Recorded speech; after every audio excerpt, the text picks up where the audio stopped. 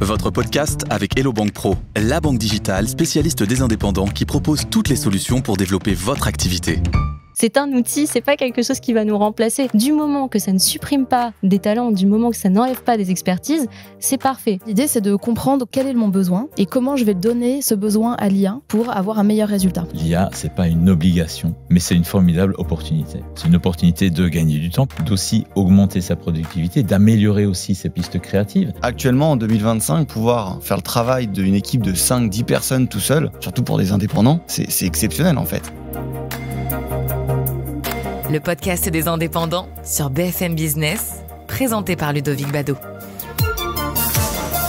Je suis ravi de vous retrouver dans l'épisode 9 de la saison 3 du podcast des indépendants sur BFM Business. Vous êtes de plus en plus nombreux à écouter le podcast, déjà plus de 100 000 écoutes depuis janvier, c'est énorme. Je suis ravi, donc merci. Dans ce nouvel épisode, on va parler d'intelligence artificielle. Vous êtes peut-être comme moi, vous ne l'utilisez peut-être qu'à 1% pour corriger des textes ou faire des traductions. Sauf qu'à côté, je vois des indépendants qui l'utilisent au quotidien et ça les aide vraiment pour leur productivité et pour gagner plus d'argent. Si comme moi, vous vous dites qu'il faut vraiment vous y mettre, cet épisode est fait pour vous. Et pour en parler, comme à chaque fois, 4 super invités.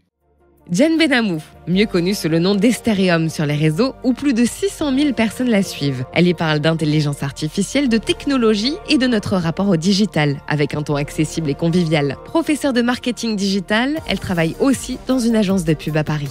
Deuxième invitée, Pauline Ebel. Elle rend l'IA générative simple et accessible avec du contenu connu sous le nom Les Prompts de Pauline. Elle accompagne aussi les entreprises à intégrer l'IA dans leur quotidien, en plus d'être l'auteur du livre « On peut presque tout demander à ChatGPT » aux éditions First. Troisième invité, Jérémy Guyot, cofondateur de Superproductif, formation IA connue et reconnue. Il est aussi l'auteur d'un livre du même nom, Superproductif, comment utiliser ChatGPT pour gagner du temps et générer du business. Pour finir, Emmanuel Donati, conférencier. Emmanuel démystifie l'IA et la rend compréhensible par tout le monde. En entreprise, il aide les codires et les dirigeants à repenser et à optimiser leur stratégie de l'ère de l'IA. Bonjour à tous. Bonjour Ludo. Bonjour Ludo. Première question pour commencer, pourquoi j'ai du mal à me mettre à l'intelligence artificielle comme beaucoup finalement, c'est-à-dire qu'on entend beaucoup parler mais on passe pas vraiment à l'action. Est-ce que c'est un changement de mode de fonctionnement ? Pauline. C'est sûr que ça induit une vraie manière de travailler qui est complètement différente de celle d'aujourd'hui. Et en fait, le poids des habitudes, il est quand même assez conséquent. Et ça prend quand même du temps de maîtriser ces outils, même si on nous vend du rêve en disant on va gagner du temps, etc. Il y a quand même, comme tout nouvel outil, un temps d'adaptation. Et je pense que le poids de l'habitude, il est là. C'est vrai que c'est un mode de fonctionnement complètement différent. C'est des nouveaux réflexes, en fait. C'est un nouveau réflexe. On est beaucoup être d'une génération, parfois Google, où on se dit on pose 2 mots-clés, on a le résultat. Et en fait, l'IA, ça s'utilise pas comme ça. En soi, c'est pas vraiment très compliqué. Juste, il y a quelques astuces pour bien l'utiliser. Il faut trouver des usages, en fait. Exactement. Le but, c'est pas d'utiliser l'IA, c'est d'avoir des tâches, si tu veux, que tu dis, mais ces tâches-là, je sais pas les faire, ou bien j'ai envie de les faire mieux. Et donc, aujourd'hui, j'ai un nouvel outil à ma disposition, c'est l'IA. Donc, comment je peux l'utiliser pour faire ça ? Donc, il faut d'abord identifier des tâches sur lesquelles on se dit on pourrait utiliser l'IA. Et pas penser autrement, en se disant il faut que j'utilise l'IA. Ouais, c'est pas forcément une obligation, mais je pense que tu peux aussi insister sur le fait qu'il y a 2 manières. Tu vois, il y a le temps et la valeur. Il y a le gain de productivité et le gain de valeur. Du coup, le gain de productivité va être là pour juste gagner du temps, des choses que tu sais déjà faire, mais qui sont en gros parasites, et du coup, tu fais que gagner du temps. Et l'autre, c'est cette notion d'intelligence un peu augmentée, on en parlait tout à l'heure, sur le fait d'avoir un complément et avoir ce réservoir en fait d'intelligence auquel on peut poser des questions en permanence et challenger nos propositions. Et du coup, on n'est pas forcément là sur du gain de temps, mais plus sur comment j'augmente mon niveau de réflexion, mes idées, je crée quelque chose de nouveau. C'est une intelligence augmentée, Diane. Oui, c'est une intelligence augmentée, c'est une intelligence qui te permet justement de faire des choses de façon plus rapide, plus processée. C'est pour ça aussi que c'est compliqué de l'intégrer aujourd'hui pour tout le monde, parce que justement, il y a des méthodes et la formation prend des fois plus de temps que de casser ses habitudes au quotidien qu'on avait déjà avant. Tu mets le doigt précisément sur ce qui bloque, je pense, avec l'IA, pour ceux qui s'y mettent pas encore, c'est que ça change complètement les habitudes et ça nécessite de se former. Pourtant, ce que tu m'as dit, Emmanuel, en préparant cette émission, c'est qu'il faut pas oublier que l'IA, c'est finalement le système le plus simple qui soit, puisqu'on converse avec. Exactement. Donc, en fait, si tu veux, auparavant, on avait des artifices pour dialoguer avec la technologie, qui étaient le clavier, la souris, les écrans. Et aujourd'hui, l'IA, elle va nous comprendre. Donc, c'est vrai qu'il y a, pour aller optimiser les demandes par rapport à l'IA, il y a des méthodes à avoir sur lesquelles mes confrères ici forment très bien, moi aussi. Mais c'est vrai que tu peux déjà te lancer simplement en dialoguant et en posant tes questions et en y allant petit à petit, pas à pas. Et c'est là qu'il y a un nouveau réflexe. Moi, je suis en train de l'intégrer. C'est le réflexe de poser la question à ChatGPT. Et d'ailleurs, la fonction vocale, elle est quand même super parce que du coup, elle permet de poser la question encore plus facilement. On n'a même pas besoin de tapoter notre question. C'est exactement ça. Donc, l'IA, en fait, elle a maintenant, la technologie revient vers toi pour te comprendre. C'est ça qui est beau, en fait. Jérémy ? 2 choses. La première chose, c'est sur le process, en fait, pour déléguer des tâches à l'IA. Et tu disais justement que tu n'en ressens pas le besoin dans le quotidien.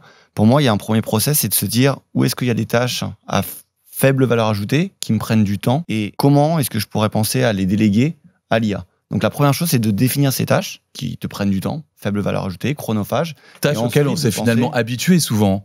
Donc là aussi, c'est un autre mode de fonctionnement, puisqu'en fait, on les a intégrées, on sait qu'elles nous saoulent et qu'on perd du temps, mais on s'est habitué, on a intégré, quoi. Donc c'est la première chose, c'est de dire, OK, il y a des tâches qui me font perdre du temps, je les identifie. Tu les identifies, et ensuite, la deuxième étape, c'est de poser par écrit. C'est là où la fonctionnalité vocale de ChatGPT, par exemple, ça va desservir, en fait, cette fonctionnalité vocale. Quand tu as identifié ces tâches, il faut te poser, te dire comment est-ce que, idéalement, l'IA va résoudre mon problème par rapport à ces tâches. Et quand tu le dis à l'oral, habituellement, tu vas pas mettre avec précision ta requête. Donc, idéalement, cette fonctionnalité vocale, c'est bien pour le bœuf bourguignon, comme tu disais tout à l'heure. Pour un travail qui est structuré, idéalement, se pose à l'écrit.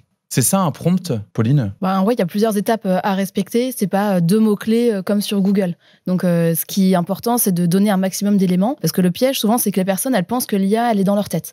Et elles se disent, moi, je veux faire ça. Et souvent, moi, quand je regarde la question, je me dis, mais en fait, moi, j'ai plein de questions. C'est dans quel objectif ? Qu'est-ce qu'on veut ? Pour qui ? Quoi ? On s'exprime, on veut rencontrer, je sais pas, un client, on l'a déjà rencontré, on le tutoie, on le vous voit. Et les gens, ils pensent pas à mettre assez d'éléments. C'est parfois un peu chronophage, en fait, parce qu'il faut mettre tellement d'éléments de détail pour utiliser, exploiter au mieux l'IA qu'on se dit des fois, mais flemme. Emmanuel ? Ça dépend de ce que tu veux faire. Si tu veux itérer, tu peux très bien te poser une question simple et itérer, dire maintenant je veux plutôt une réponse dans ce style-là, etc. Donc tu peux itérer. Tu peux aussi demander à l'intelligence artificielle de te poser les questions dont il a besoin pour préciser la tâche. Pour identifier précisément ce qu'il faut lui donner, demander à ChatGPT ce dont il a besoin. Diane. Et puis aussi, je trouve que finalement, faire un prompt, structurer complètement son idée qu'on voulait avoir de base, ça permet justement d'économiser du temps. En général, quand on se lance dans un projet ou même dans un mail, on se lance un petit peu à main levée et on ne sait même pas forcément le schéma de pensée qu'on a à la base. Alors que quand on commence à prompter, on structure notre idée complètement et on sait réellement à la fin de notre prompt ce que l'on veut. Donc, ce que l'IA va nous sortir va être quelque chose de parfait selon ce qu'on a déjà organisé. Donc moi, je trouve que ça nous fait gagner du temps au final, de mieux organiser. C'est une façon autre de penser, oui, mais c'est une façon intelligente de proposer à l'IA. Je voudrais réagir là-dessus parce que c'est vrai que c'est pas forcément une façon autre. Si tu travailles avec des collaborateurs, tu dois aussi leur préciser ce que tu veux obtenir. Et donc c'est exactement de la même manière. Ouais. Si tu poses à un collaborateur, écris-moi un post LinkedIn, tu donnes pas le sujet, tu donnes aucun contexte, tu auras un post LinkedIn lambda, tu seras peut-être pas du tout content, mais non, je voulais un post sur ceci, sur cela.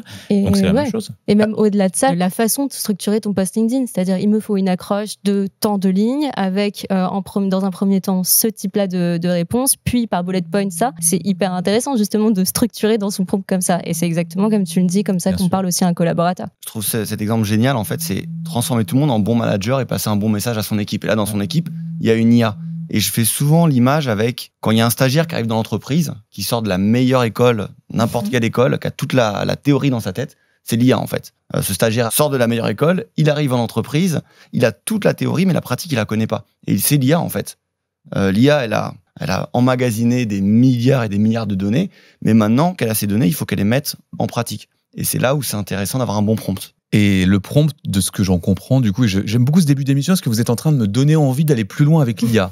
Et franchement, il fallait le faire parce que j'ai un problème de déclic, en fait. Vraiment, j'ai un usage très simple, je le disais, de l'IA et j'arrête pas de me dire, mets-toi-y Ludo, parce que quand tu passes du temps à écrire un post LinkedIn, tu pourrais économiser beaucoup de temps et avoir des choses encore plus percutantes si tu t'y mettais. Et j'aime bien cette idée de dire, c'est une confrontation à la structuration de ton idée. C'est dire, ok, en fait, il manque des infos là dans mon idée.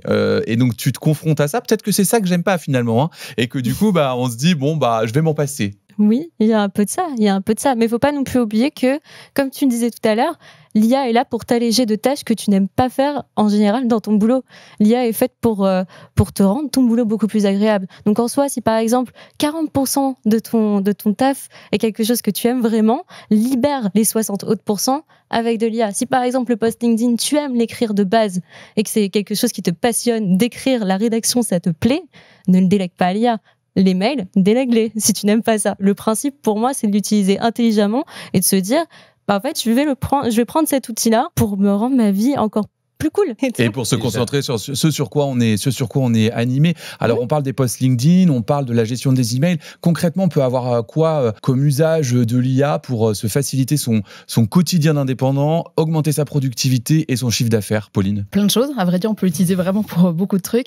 Il y a déjà toute la création de contenu. Je pense que quand on est indépendant, on a besoin d'aller chercher des clients, donc de la prospection, chercher des informations sur sa cible, rédiger potentiellement du contenu sur soi, sur ses produits, sur ses services, donc ses articles de blog aussi beaucoup. Clairement, on peut aller 4 fois plus vite que ce qu'on fait aussi naturellement. Aller chercher des informations aussi sur Internet avec des sources. Tout ça, en fait, tout ce travail d'analyse, déjà, on peut gagner vraiment beaucoup de temps. Après, il y a aussi des trucs vraiment très utiles sur le compte-rendu de la réunion, quoi, en fait, tout simplement parce qu'on vient prendre en photo ces notes manuscrites, on les digitalise franchement en un clic. Enfin, on sort d'un réunion avec un client, on rejoint, je sais pas, le métro ou sa voiture. On se dit, au fait, j'ai pensé à 2-3 idées, mets-les-moi en forme avec ces instructions. Bam, on arrive chez soi, la conversation, elle est synchronisée. C'est vraiment des nouveaux réflexes. C'est un nouveau réflexe, mais en fait, je pense que quand on l'utilise aussi, même pour sa vie, même perso, et qu'on commence par des petites choses du quotidien, ça devient une habitude progressivement, mais il faut juste pas se dire, je vais l'utiliser pour tout de suite. Il faut y aller étape par étape, en fait. Moi, quand je fais un entretien découverte avec un prospect, c'est un entretien en général qui dure une demi-heure, qui est en visio,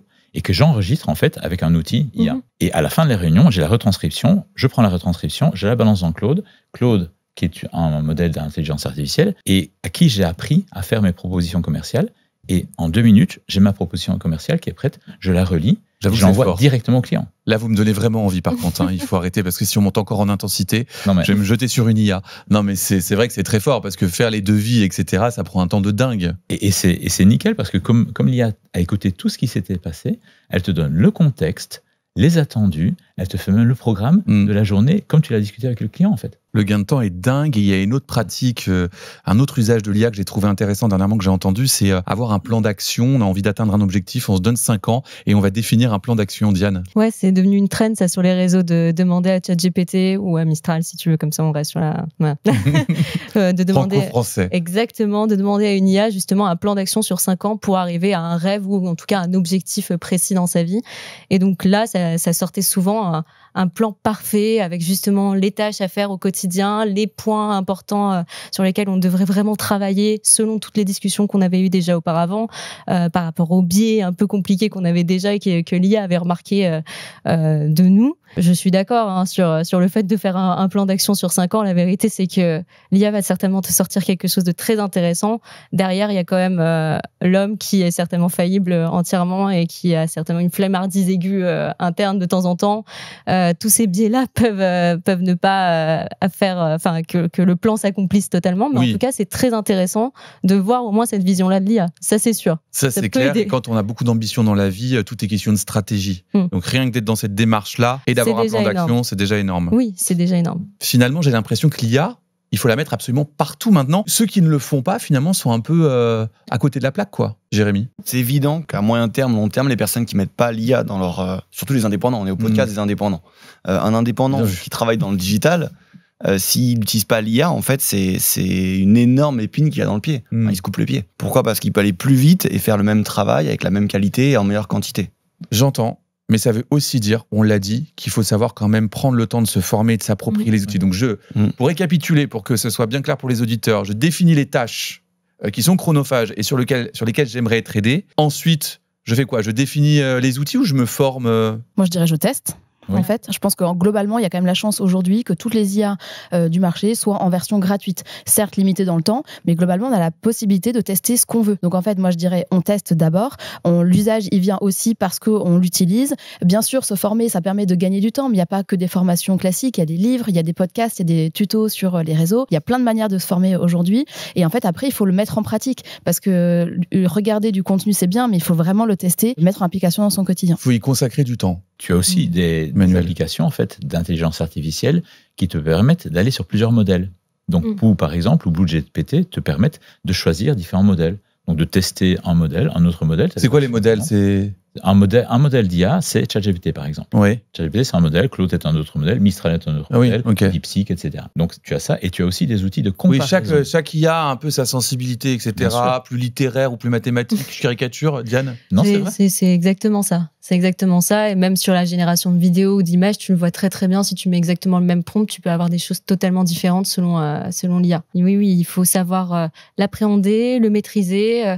Après, de là à dire que il faut connaître tout de l'IA absolument et l'intégrer de partout dans sa vie en tant qu'indépendant. Je pense que là, il faut doser un petit peu.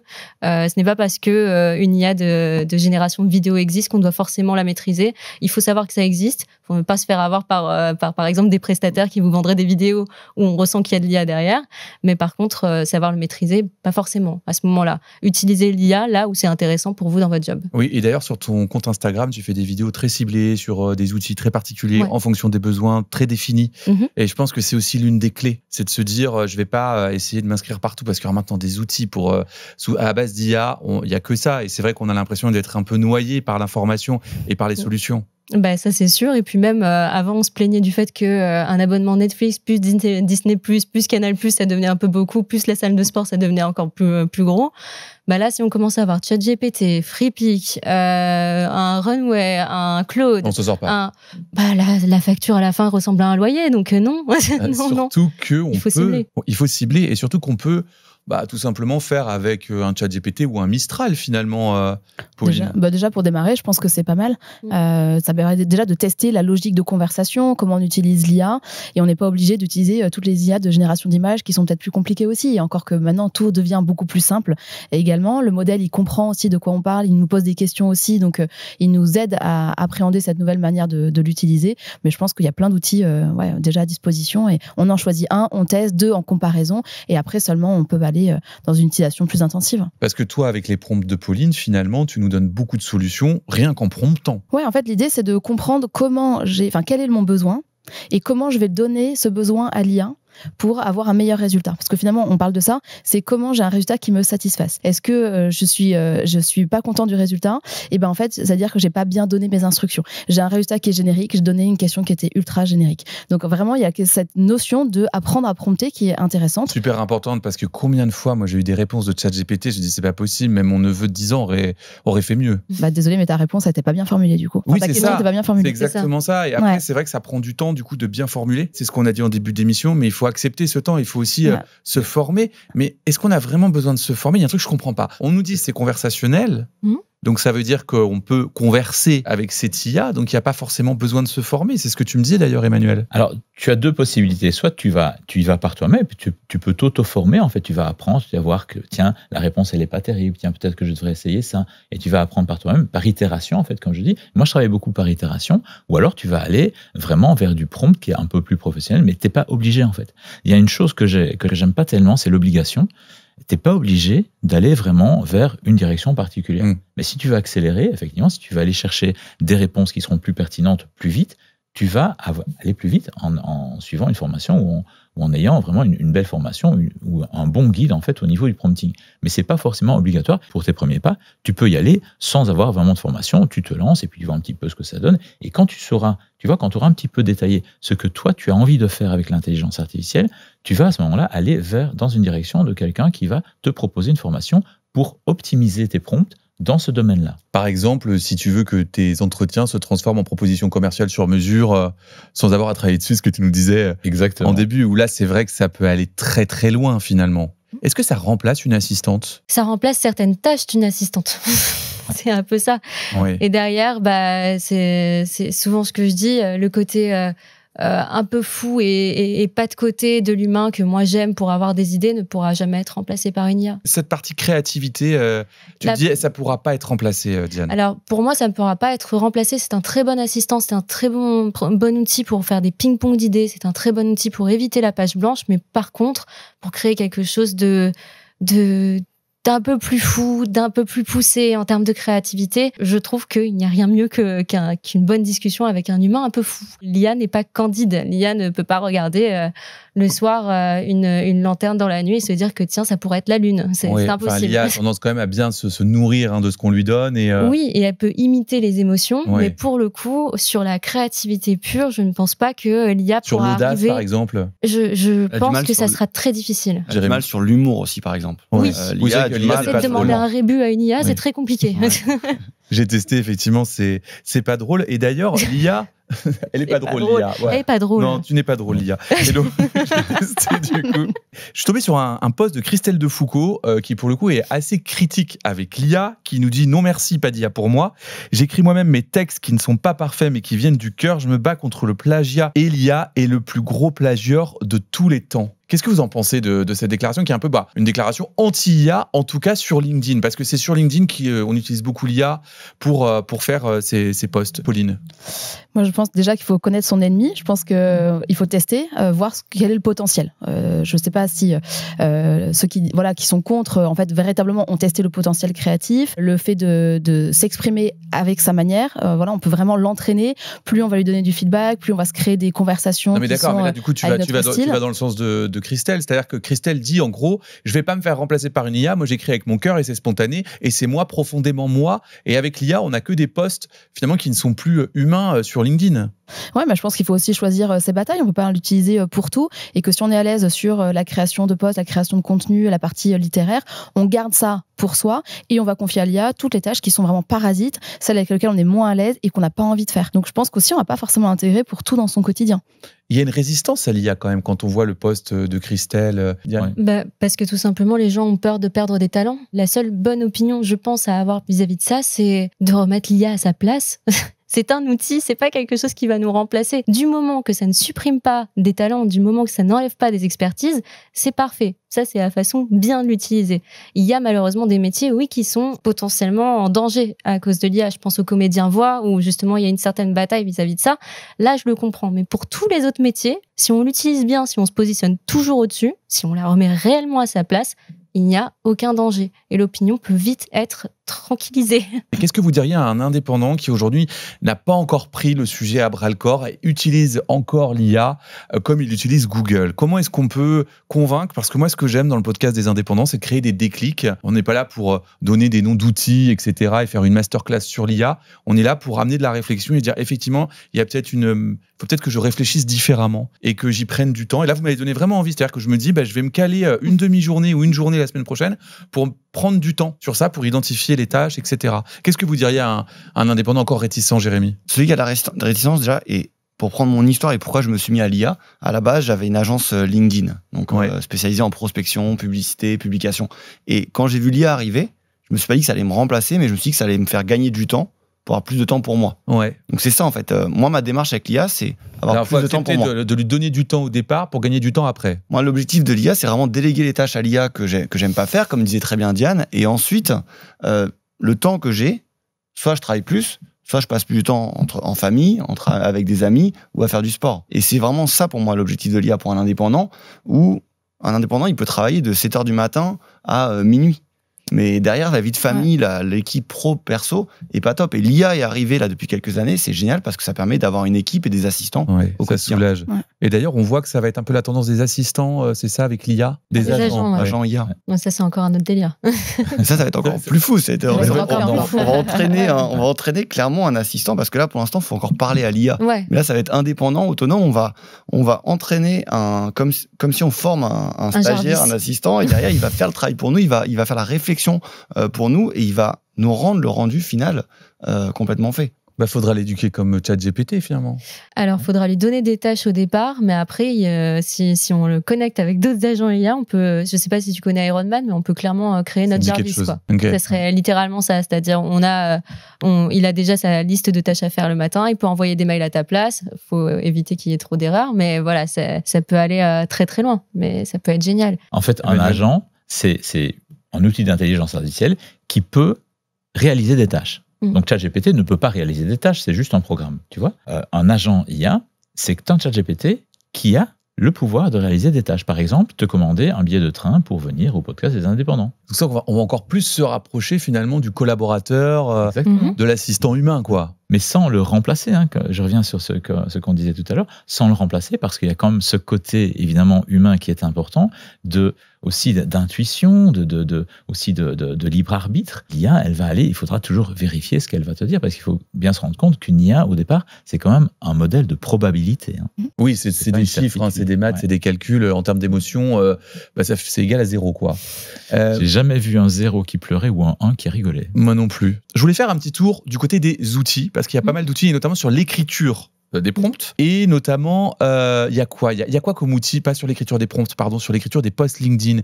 Il y a des solutions qui sont développées pour ça. Je pense à Magic Post, par exemple, etc. Qu'est-ce qu'on dit de ça? Est-ce que c'est bien d'aller sur des solutions ciblées pour un besoin vraiment défini? En fait, il y a deux solutions. Soit on apprend à prompter, et on apprend, du coup, quand on veut faire un post LinkedIn, qu'est-ce qu'un bon post LinkedIn, quelle est la psychologie derrière le post LinkedIn, comment l'écrire, en fait, quel est le concept, et il faut avoir l'expertise pour écrire un post LinkedIn. Donc Magic Post, en fait, c'est un prompt déjà configuré. Ou voilà, on passe sur Magic Post qui est déjà tout préconfiguré, on n'a pas besoin de se former, mais derrière, on paye un service. C'est vraiment les deux, en fait. C'est soit on le fait soi-même et on gère tout, mais on apprend, soit on passe directement avec Magic Post ou un autre, et derrière, on a le résultat, avec un outil payant. Et d'ailleurs, perso, je suis moins fan, honnêtement. Je suis moins fan de ce type de service parce que justement, le fait de créer son GPT pour justement avoir des posts LinkedIn derrière, ça veut dire derrière, quoi. Ça veut dire qu'on a l'expertise de base pour faire un post LinkedIn, en fait. Ouais. Donc, du coup, ça veut dire aussi qu'on peut avoir l'esprit critique pour le remanipuler juste après et avoir quelque chose de un peu plus consistant. Au départ. Alors que si on passe par un outil comme ça, là, on avoue que voilà, on a la flemme d'avoir l'expertise de base, on va là-dessus, ça part, et puis... C'est ça le problème. Hein. Quand les personnes vont avec l'IA, elles n'arrivent pas... Les personnes qui ne sont pas expertes n'arrivent pas à voir si c'est un bon post LinkedIn ou un mauvais post LinkedIn avec Magic Post, comme tu dis. Tu sais pas, en fait, tu as le résultat, tu dis, c'est bien, j'ai payé mon service. C'est sympa, il y a des emojis. Donc c'est génial. C'est génial pour les personnes qui n'ont pas besoin de se poser la question et qui veulent faire du contenu en masse. Mais pour une personne qui veut quand même garder la main sur le contenu et il faut qu'elle se forme absolument. C'est pour ça qu'on voit autant de posts sur LinkedIn de qualité médiocre, on va dire. Je dirais qu'un post sur deux sur LinkedIn est écrit avec l'IA, voire même un peu plus. Et en fait, ça se voit quand c'est mal utilisé. Je trouve que le message, finalement, on est focus sur la manière dont ça a été écrit, alors qu'en fait, l'IA doit être un sort de chef d'orchestre. Nous, on apporte les idées et lui, il met en musique. Sauf que concrètement, quand on voit que ça a été écrit par l'IA, on peut s'arrêter là et en fait, finalement, on n'a plus trop envie de croire et d'adhérer au message qui est véhiculé. Donc, c'est vraiment dommage. Il faut vraiment prendre le temps de l'affiner, de lui apprendre à écrire comme soi. Et surtout, son esprit critique, en fait, challenger les propositions, pas s'arrêter à la première, lui demander comment il peut s'améliorer, qu'est-ce qu'il en pense, est-ce qu'il se noterait, qu'est-ce qu'il changerait là-dedans. Et voilà, et en fait, l'utiliser en complément et jamais lui déléguer tout à 100%, c'est sûr. Donc finalement, je pense que vous êtes tous à peu près d'accord avec Christelle Defoucault, parce que je pense que finalement, c'est ça le message au fond. Hein. C'est est-ce que tu as un regard aussi sur ton contenu, etc. Et je pense que ce qui est visé, c'est beaucoup effectivement les posts bullshit parce que complètement écrits à base d'intelligence artificielle. Ça va encore plus loin parce qu'on peut choisir le style en copiant d'autres créateurs, quoi. Copier dans un prompt, copier un créateur, par exemple, c'est juste donner un exemple de rédaction. Et ça, c'est une technique qui est ultra puissante sur ChatGPT ou autre. Ouais. Ou Mistral. Tu lui donnes en fait la base, quoi. Tu donnes en fait un modèle. Ouais, un modèle. Et ça, c'est la chose la plus puissante, c'est de donner un modèle à ChatGPT ou à n'importe quel modèle. Ça, c'est dingue. Ouais. Ça va paraître un peu étrange, peut-être ce que je vais vous dire, mais moi, j'ai eu l'impression, à un moment donné, j'ai testé comme ça, et j'ai eu l'impression de me perdre dans mon style d'écriture. C'est-à-dire qu'en fait, j'ai testé en lui donnant des modèles différents. Je me dis, tiens, lui, il marche bien dans son style d'écriture, mais moi, j'ai un style auquel je suis hyper attaché. Et donc, j'ai essayé d'affiner.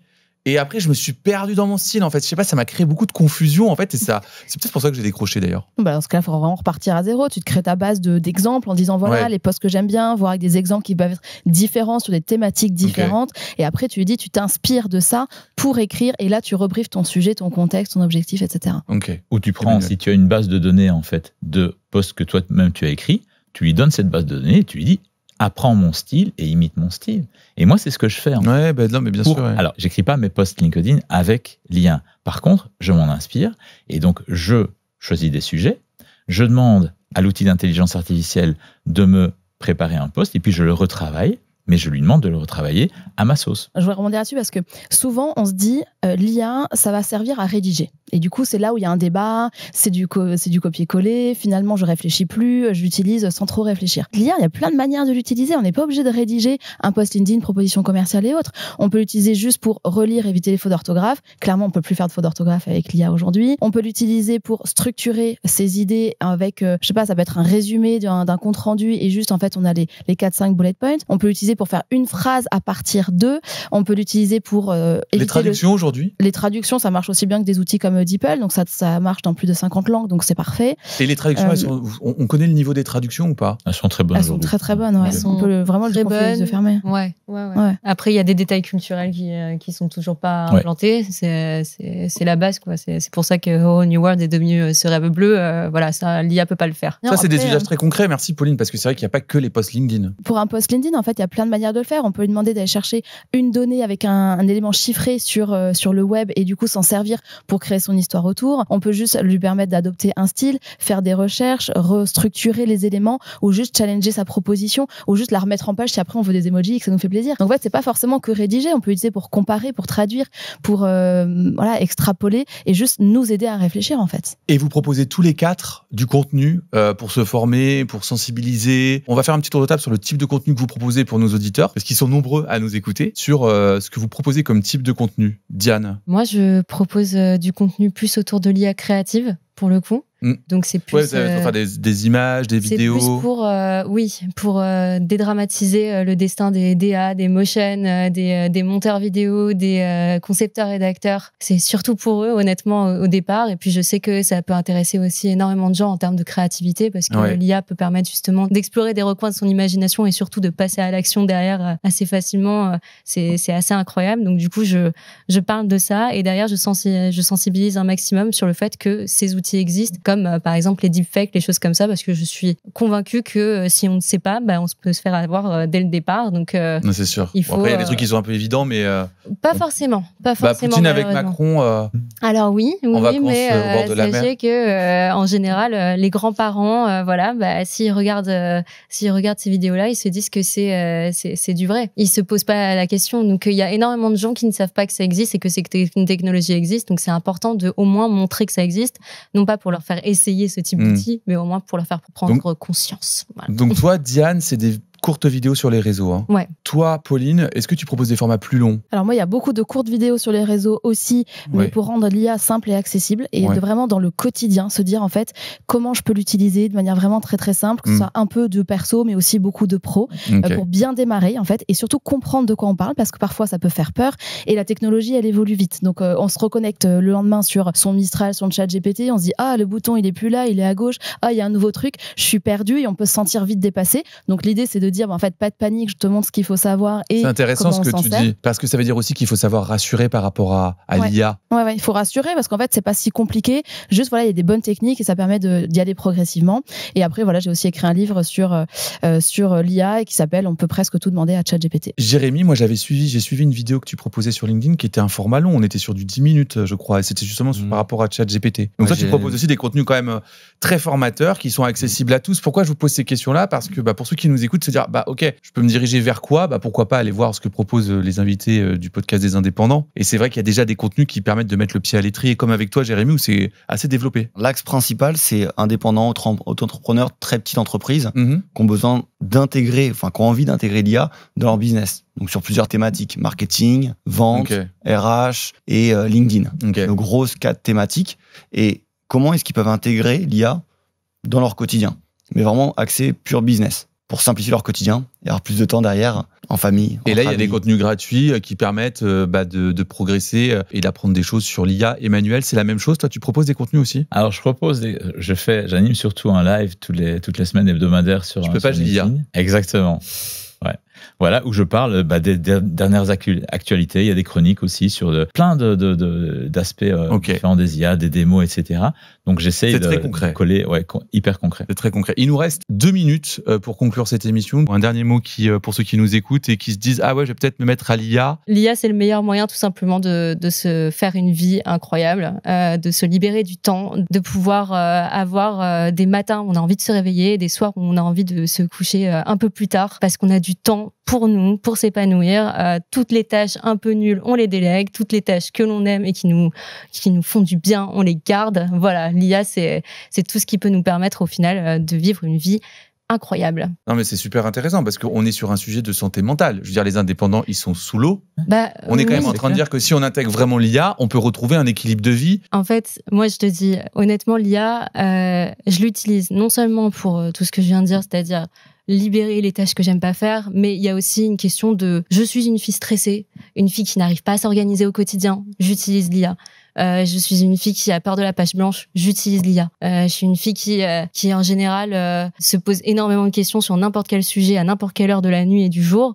Et du coup, je vais pas déranger mes potes et je vais mettre ChatGPT avec la commande vocale et puis je vais lui parler. Et ça me fait du bien. Ça donne confiance, du coup, l'IA? Je sais pas si ça donne confiance, parce qu'au bout d'un moment, ça peut juste être se parler dans un miroir uniquement. Donc, ça va pas faire évoluer non plus notre pensée à un point gigantesque. Non, mais pour passer à l'action. Pour passer à l'action, ça peut aider. Il y a des gens qui programment ChatGPT uniquement pour leur donner des petites phrases de bonne journée tous les matins et de trucs d'empowerment. Donc, je suis nulle en sport, et il m'a fait un programme, par exemple. C'est des choses toutes bêtes et qu'on peut mettre au quotidien. C'est bien, en tout cas pour la santé mentale, dans certains aspects. Je dis bien, parce que des fois ça peut aussi isoler, mais comme n'importe quelle chose prise en version extrême, et c'est bien aussi pour se libérer l'esprit et du temps. Voilà. Pauline, un dernier mot? Je pense qu'il y a deux manières de voir l'apport de l'IA. Il y a le côté productivité. Je gagne vraiment du temps dans mes tâches du quotidien, je délègue mes tâches fastidieuses, mais il y a aussi l'apport de valeur. Et c'est vrai que sur la partie du temps, comme il faut quand même du temps pour apprendre à prompter sur l'IA, en fait, si je vais commencer à lui donner des tâches qui sont complexes, que je vais faire une seule fois dans l'année, je vais me dire, il est où le gain de temps? J'ai passé 4 heures à essayer de l'utiliser, et en fait, mon gain de productivité, il est clairement pas là. C'est ça le risque. Donc, c'est clairement un risque. Donc, je pense qu'il faut l'utiliser, va commencer par des tâches qui sont faciles à expliquer, des petites choses, en fait. Voilà. Et ensuite, se dire que ça peut être un assistant à qui on peut challenger nos propositions et le voir vraiment comme une aide pour augmenter la manière dont on travaille déjà, et pas juste sur la partie productivité. C'est aussi, en fait, un dégager de la valeur, parce qu'on va augmenter notre réflexion, la manière dont on réfléchit. Et après, pour le mettre en application de manière concrète, je pense qu'il faut aussi se dire que on commence une nouvelle tâche, on se dit est-ce que l'IA peut m'aider? En général, la réponse c'est oui. Et par contre, attention, il faut quand même être aussi hyper vigilant sur ses données à soi et aussi celles de ses clients. Il faut quand même aussi être responsable quand on utilise l'IA. Jérémy, un dernier mot? Pour moi, intégrer l'IA dans le business, c'est vraiment une concurrence déloyale en fait. Et il faut l'utiliser. Actuellement, en 2025, pouvoir faire le travail d'une équipe de 5-10 personnes tout seul, surtout pour des indépendants, c'est exceptionnel en fait. Et se former à intégrer l'IA dans son quotidien pour avoir plus de quantité, mais aussi plus de qualité, parce qu'on veut pas que de la quantité, sinon ça sert à rien. C'est un pouvoir qui est énorme. Et après, l'objectif, ça peut être de faire plus de chiffre d'affaires, ça peut être de passer plus de temps en famille, plus de temps entre amis, faire plus de sport, ne rien faire, mais il faut pas nier le fait que cet outil, l'IA, c'est ultra puissant. Et il peut tout changer. Et ça change tout. Personnellement, j'ai plein de tâches dans mon business qui sont automatisées. Si j'arrive à envoyer, je démarche 1000 personnes par email par jour, on envoie une newsletter à 80 000 personnes, j'ai des posts qui sont postés tous les jours. Il faudrait une équipe de 5 personnes. Ouais, c'est ça. Et pourtant, je vais surfer, faire du kitesurf tous les jours, et je fais le travail d'une équipe de 5 personnes. On précise que Jérémy ne vit pas à Paris. Moi, je suis très jaloux, là. Emmanuel, un dernier mot? Pour rassurer, je voudrais dire aussi que l'IA, c'est pas une obligation, mais c'est une formidable opportunité. C'est une opportunité de gagner du temps, comme on l'a dit, d'aussi augmenter sa productivité, d'améliorer aussi ses pistes créatives et la productivité qu'on peut avoir. C'est vraiment, et à chacun de trouver aussi ses propres usages. Donc, chacun ne doit pas faire absolument la même chose que le voisin. C'est à chacun de trouver les tâches sur lesquelles il va trouver un intérêt, soit à gagner du temps, soit à trouver de nouvelles idées et de vraiment s'acculturer et s'approprier les usages de l'intelligence artificielle. C'est important de dire effectivement que c'est pas une obligation, mais pour le coup, si j'ai bien compris, c'est quand même stratégique. Et en tout cas, moi, vous m'avez convaincu de m'intéresser beaucoup plus à l'IA. Merci à tous les 4 d'avoir été dans ce 9e épisode du podcast des indépendants saison 3. On se retrouve, je vous rappelle, sur BFM Business et sur toutes les plateformes d'écoute, un mercredi sur 2. À bientôt. C'était le podcast des indépendants sur BFM Business. Retrouvez Ludovic Bado et ses invités un mercredi sur 2. Pensez à noter l'épisode si vous avez aimé l'écouter.